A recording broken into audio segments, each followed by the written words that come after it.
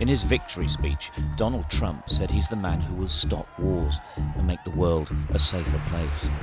So what does this mean for Ukraine? As president-elect, if I win this election, the first thing I'm going to do is call up Zelensky and call up President Putin, and I'm going to say, you gotta make a deal. This is crazy. Ukraine has been at war with Russia for well over 2 years now, and neither side has appeared willing to open substantive negotiations. Well, Trump has said he'll finish the war in Ukraine in a day, but he hasn't said how. All he has said is that he'll make a deal. He's gone as far as saying that if he'd been president, the war in Ukraine would not have happened.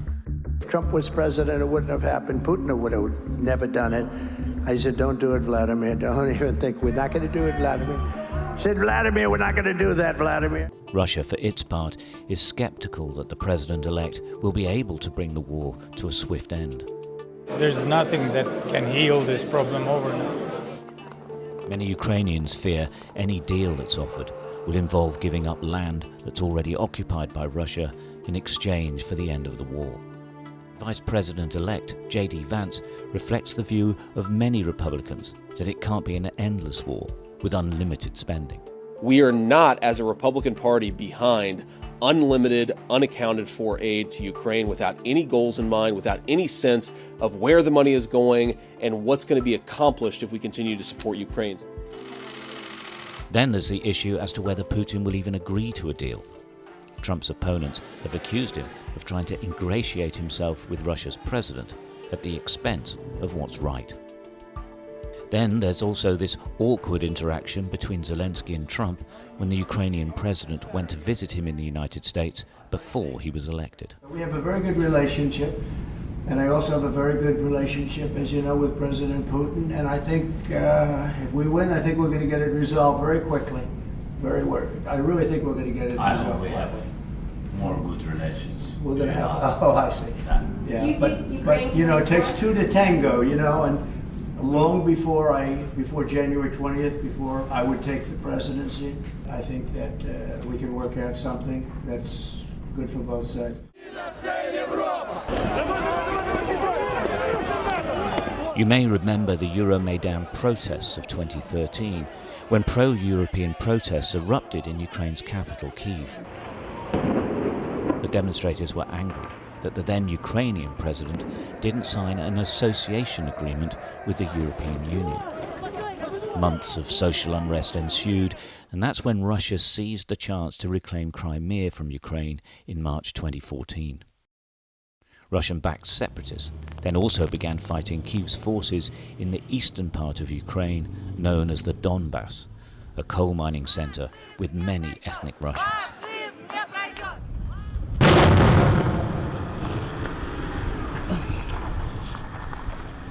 We can hear the firing regularly. There's a constant thunder of artillery. At the time, I witnessed the separatists fighting Ukrainian forces and trying to take territory, all under the instruction of the Kremlin. Two sides reached an uneasy truce known as the Minsk Agreements, which sought to end the fighting. But when Russia invaded in February 22, those agreements collapsed, and the Donbass has been fought over ever since. Russia's biggest territorial gain there was the city of Mariupol in Donetsk region, which they captured in the first few weeks of the war. In August this year, Ukrainian forces launched a surprise attack on the Russian region of Kursk, bordering Ukraine. They've taken a number of settlements and hundreds of square kilometers of Russian territory, which they've been holding on to ever since. Well, this is the main supply route from Ukraine through to Russia. The border is behind me, and beyond it is Kursk, where Ukraine has been carrying out a military operation and taking land. And the feeling is that they want to hold that land so that there is any type of negotiation, then they will at least have one bargaining chip. The front lines and territorial gains and losses for both sides could change at any time. And nobody really knows what the battle space will look like when, or rather if, the two sides agree to negotiate. United States has given billions of dollars in military aid to help Ukraine since Russia invaded.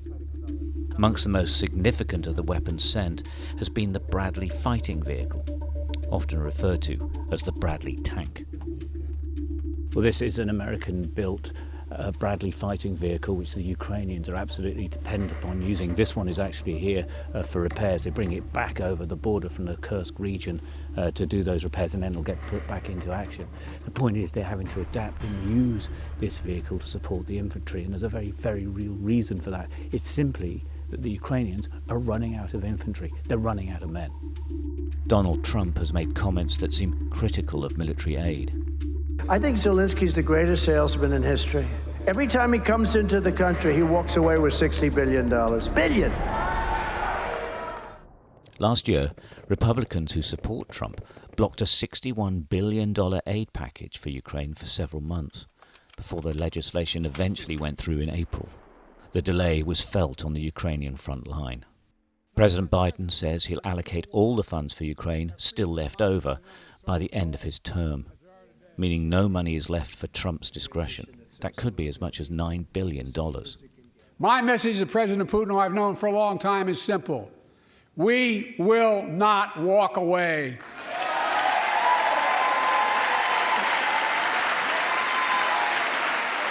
I will not bow down.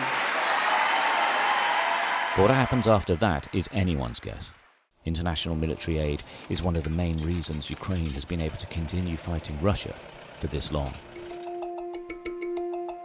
Сьогодні дійсно особливий день, і в усьому світі одна новина привертає всю увагу. Абсолютно переконливий результат виборів в Америці. Чітке лідерство президента Трампа. Я вітаю із цією перемогою. President Zelensky brushed aside any differences and congratulated Donald Trump on his victory, even speaking with him by phone. Zelensky said the conversation was excellent. In contrast, Russia did not immediately react. Instead, a Kremlin spokesperson acknowledged Trump's win, but said that Russia still saw the US as an unfriendly country due to its support for Ukraine. While Ukraine tries to work out where it stands with its allies, Russia can be confident it's getting full support from at least two of theirs, North Korea and Iran. North Korean troops are now said to be in Russia, sent by Pyongyang to fight under a new pact with Moscow. First of all, about North Korean soldiers and officers. They have both. They have both already on Russian territory. And they will use it both. They will use it on our territory. 3,000 already on the territory of Russia. 3,000 of North Korean soldiers. We think the information from our intelligence, we think that they will have 12,000. Ukraine says they've already seen them in the Kursk region of Russia.